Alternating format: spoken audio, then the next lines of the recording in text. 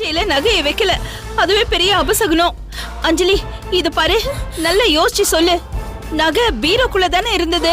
ஐயோ அத்தை, என் பர்த்டே அன்னைக்கு கிஃப்டா வீட்டு சாவி என்கிட்ட கொடுத்தீங்கல்ல, அத நான் கையில வாங்கினதோட சரி. அதுக்கப்புறம் இந்த லாக்கரை நான் திறந்து பார்க்கவே இல்ல. இன்னைக்குதான் முதல்ல திறக்கிறேன். என்ன நம்புங்க அத்தை. ஓ, அப்ப சாவி அஞ்சலி கிட்ட குடுக்கறதுக்கு முன்னாடியே நகை திருட்டு போயிருக்கு. அட்ரா சக்க. போதுமா? ஒரு செகண்ட்ல அஞ்சலி மேல பழிய போட பாத்தீங்களே. இப்ப இதுக்கு பதில் சொல்லுங்க. யாரு பரம்பரை நகையை திருடினது சொல்லுங்க.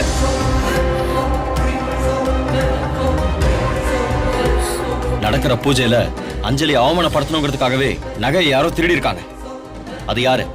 கார்த்திக், நீ புரியாம பேசாத. லாக்கர்ல அவ்வளவு சாதாரணமா கள்ள சாவியை போட்டெல்லாம் திருட முடியாது.